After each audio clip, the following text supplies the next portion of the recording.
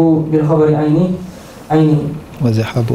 وذهابوا إلى ما ذهب إليه في مسألة لأجل الحديث بعينه، فهذا واضح أنه حكم منه بصحة الحديث وتعليل لرواته.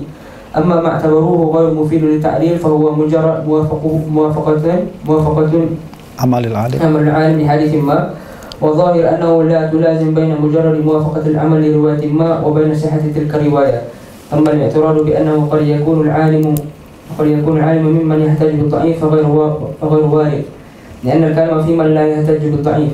وأما الاعتراض بأن الفقيه لا يذكر كل أدلته فخروج عن فرض المسألة، لأن فرضها أنه عمل بالخبر لأجل ذلك الخبر، فلا يصلح أن نقول ربما كان يحتج بغيره، ومجرد الاحتمال الخالي عن دليل لا قيمة له، والمسألة دقيقة فتنبهوا ولا تغفل. الطريقة الرابعة مخالفة العالم للحديث ليس قدحا في الحديث ولا في راويه.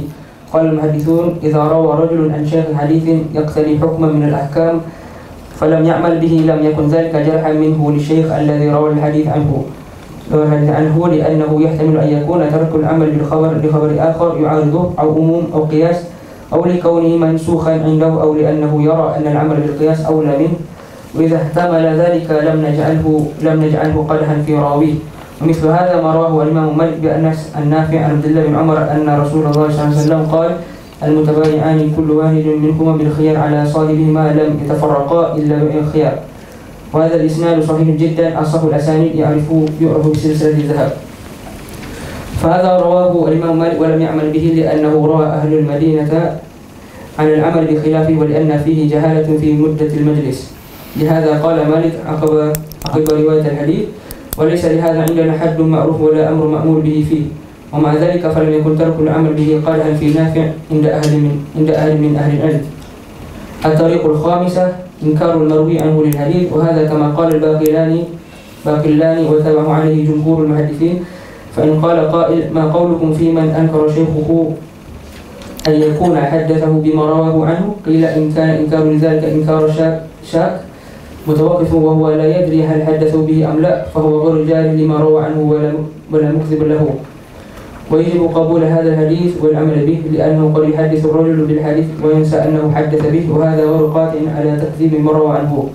وإن كان جهود للرواية عنه جهودا مصمم على التكذيب الراوي عنه وقاطع على أنه لم يحدثه ويقول كذب علي، فذلك جرح منه له، فيجب أن لا يعمل بذلك الحديث وهل هو من حديث الراوي، ولا يكون هذا الإنكار جرحا يبطل به جميع ما يرويه الراوي، لأنه جرح غير ثابت بالواحد، ولأن الراوي العدل أيضا يجرح شيخه، وليس جرح شيخه له أولى من قبول جرحه لشيخه، فيجب إيقاف العمل بهذا الخبر ويرجع في الحكم إلى غيره ويجعل بمثابة ما لم يروى، اللهم إلا أن يرويها الشيخ مع قولي إني لم أحدثه لهذا الراوي فيعمل به برواية دون رواية الراوي عنه. انتهى ما نقل الخطيب عن الباقلاني. وهذا الذي اعتمده عليه العمل عند جمهور أهل الحديث وجمهور الفقهاء والمتكلمين، وخالف أصحاب أبي حنيفة فيما إذا كان المروي عنه شاكا غير جازم بنفي الحديث، فصاروا إلى إسقاط الحديث بذلك كما في الصورة الثانية. وقد ابتنى على ذلك أمر هام، هو أن أسقط حنفية العمل بأحاديث لأن راويها لما سئل عنها لم يعرفها، مثل حديث ربيعة الرأي عن سهيل بن أبي صالح عن أبي هريرة أن النبي صلى الله عليه وسلم قضى بشهر ويمين. فإن عبد العزيز بن محمد الداروردي قال: لقيت سهيلا فسألته عنه فلم يعرفه. وعمل الجمهور بهذا الحديث أمثاله، لأن المروي عنه بسبب السهو والنسيان، والراوي عنه ثقة جازم فلا يرد الالتماس لروايته. Mungkin adalah 5 bentuk jarah dan ta'dil yang diperdut dan tidak diterima oleh ulama hadis.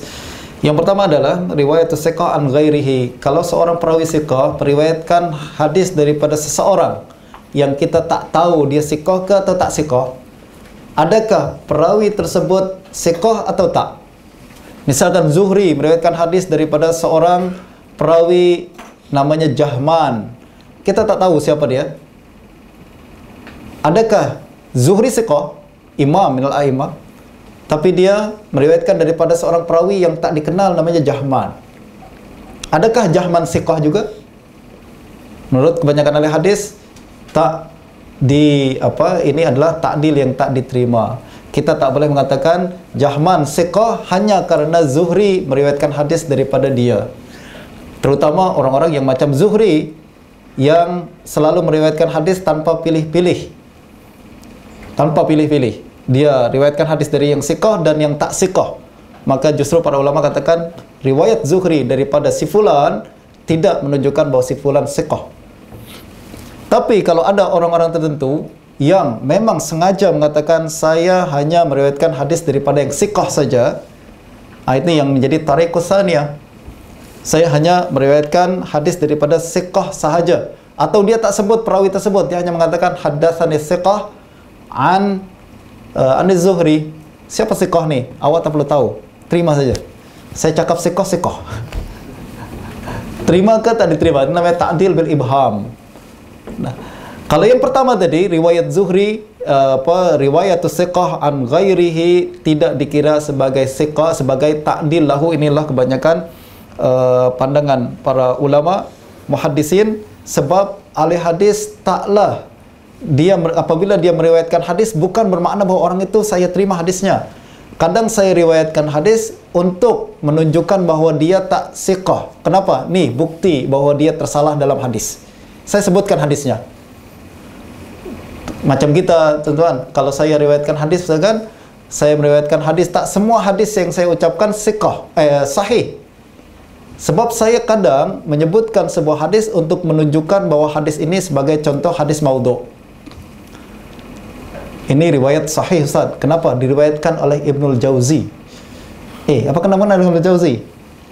Dia imam ahli hadis kan, Ustaz? Betul, dia imam ahli hadis.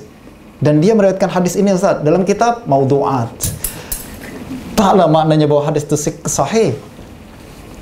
Dan mujarrad meriwayatkan hadis bukan menunjukkan hadis tersebut sahih. Dan apabila seorang perawi meriwayatkan, perawi siqah meriwayatkan hadis daripada perawi yang tak dikenal, bukan bermakna bahawa perawi itu siqah menurut ahli hadis ni.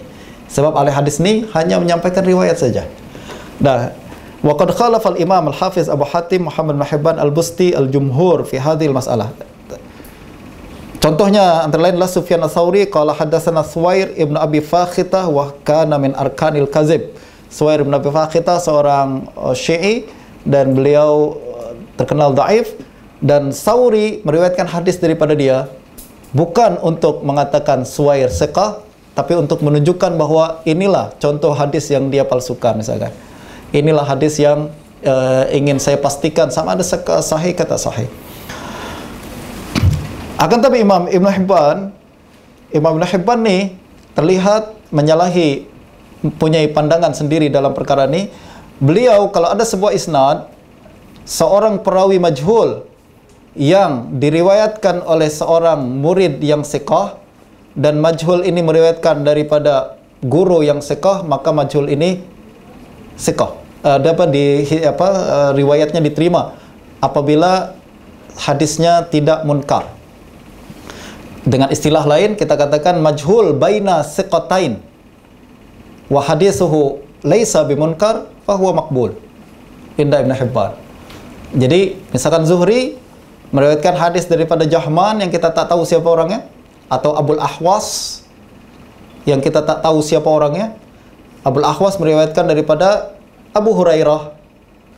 Zuhri siqah, Abul Ahwas tak tahu, majhul. Abul Ahwas meriwayatkan dari Abu Hurairah, Abu Hurairah pun siqah. Maknanya Abul Ahwas baina siqatain kan.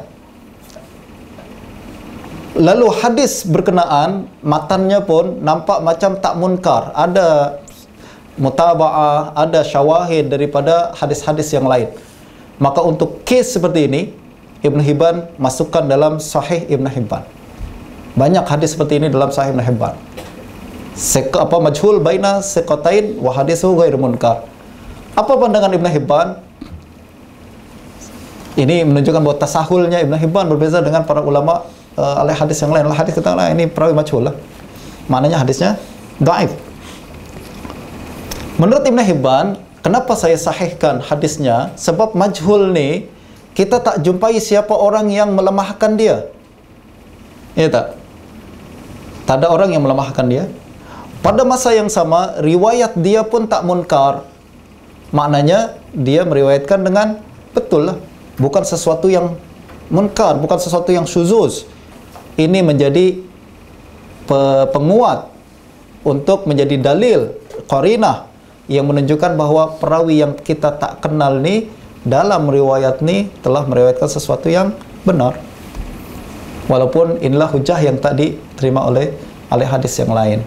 Tapi Ibn Hibban, tuan-tuan, adalah sebuah kitab yang sangat baik, mengandungi banyak ilmu, dan ke Tashih Ibn Hibban masih banyak lagi yang perlu kita kaji dan dalami lagi.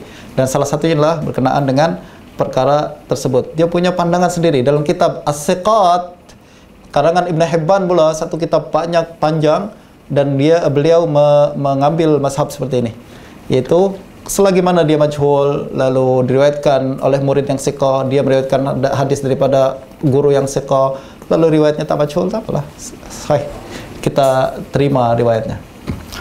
At-tariqatu tsaniyah ta'dil al-ibham, ini sering banyak digunakan oleh Imam Malik dalam kitab Muwatta, haddatsani siqah. Juga digunakan oleh Imam Syafi'i dalam kitab Musnad, dalam kitab Al-Um, haddatsani siqah, haddatsani man la attahim. Juga digunakan oleh Imam Auza'i, gunakan oleh Muhammad al-Hasan Syaibani dalam kitab Al-Hujjah ala Ahli Madinah, haddatsani siqah, beliau gunakan seperti itu. Kalau dia mengatakan haddatsani siqah, adakah kita terus katakan siapa siqah ni? Awak tak percaya ke aku Imam Syafi'i? Awak tak percaya aku? Aku katakan siqah lah. Aku katakan la attahim lah. Kenapa bising? Ini para ulama hadis selalu mengatakan secara asalnya kita tak terima pandangan haddatsani siqah ni. Kita pasti tahu juga siapa orang tu. Jangan-jangan yang awak maksud siqah tu tak siqah menurut kami. Lalu, tapi ini untuk ulama mujtahid, untuk ulama orang-orang muqallid macam kita. Kalau kita mazhab Syafi'i, Imam Syafi'i katakan haddatsani siqah, terimalah. Kita memang muqallid Imam Syafi'i. Kalau kita muqallid Imam Abu Hanifah, mazhab Abu Hanifah, Muhammad bin Hasan cakap haddatsani siqah, terimalah. Kita muqallid. Tapi untuk mujtahid atau orang yang ingin mengkaji lebih dalam lagi, haddatsani siqah termasuk jarah wa ta'dil yang mardud, tidak diamalkan. Kalau ada seorang ulama berkata, saya hanya meriwayatkan hadis daripada yang siqah sahaja, lalu disebut seorang perawi, adakah perawi tersebut siqah ke atau tak? Imam Malik pernah berkata, pernah ditanya tentang seorang perawi, lalu Imam Malik berkata, wajadtahu fi kutubi, awak pernah nampak tak seorang perawi ini terdapat dalam kitab saya Muwatta? Dikatakan, in kana wajadtahu fi kutubi fariwayatu fahuwa tawsiqun lahu. Kalau dia terdapat dalam kitab Imam Malik, maknanya adalah dia disikahkan oleh Imam Malik. Ini seolah-olah Imam Malik mengatakan semua yang saya sebutkan dalam kitab Muwatta adalah sahih, dan semua perawi yang terdapat dalam Muwatta adalah siqah.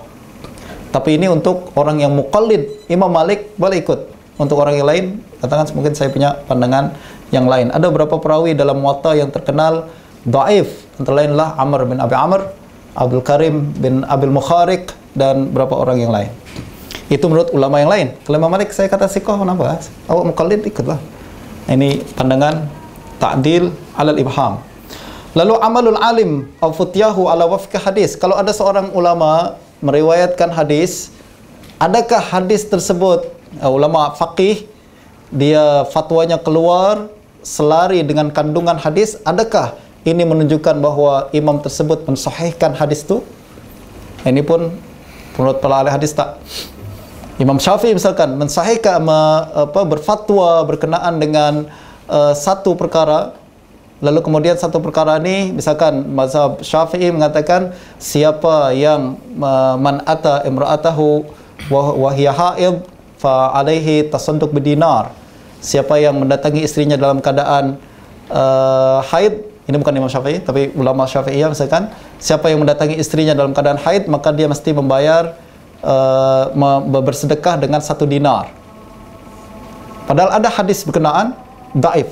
Adakah ulama tersebut ketika berfatwa yang selari dengan hadis, dia mensahihkan hadis itu maknanya? Tak. Mungkin dia perlu mungkin dia melihat dalil-dalil yang lain, kebetulan fatwanya selari dengan hadis. Kebetulan saja, bukan bermakna mensahihkan hadis tersebut.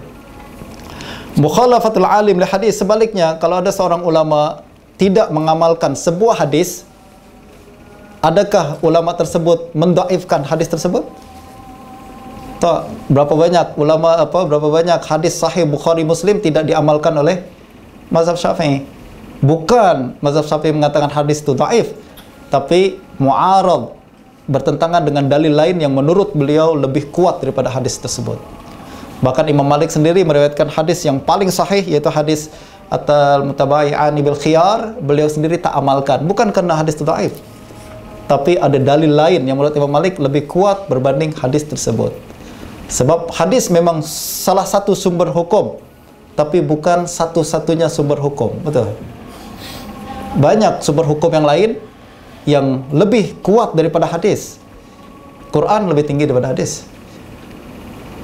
Qiyas usul untuk ulama Hanafiyah lebih kuat daripada khabar ahad. Amal Ahlul Madinah lebih kuat daripada khabar ahad. Maknanya ada dalil lain yang lebih kuat menurut mereka bertentangan dengan hadis, maka ditinggalkan hadis tersebut, bukan karena dia tak sahih, dia sahih, tapi kandungannya marjuh atau mansukh atau mu'arad. Ini berkaitan dengan ilmu fiqh. At-tariqul khamisah inqalul marwi anhu lil hadis. Kalau ada seorang murid meriwayatkan hadis daripada gurunya, lalu gurunya apabila mendengar hadis itu dia kata, aku tak riwayatkan itulah, aku tak riwayatkan hadis macam gini. Adakah pengingkaran gurunya kepada riwayat tersebut menunjukkan bahwa hadis itu tidak diterima atau dhaif? Nah, ini para ulama para ulama melihat bahwa ingkar seorang perawi, kalau perawi hadis tersebut memang thiqah dan pengingkaran tersebut bukan musammim lil kadzib, bukan aku tak riwayatkan ini, awak telah berdusta atas namaku, itu confirm lah.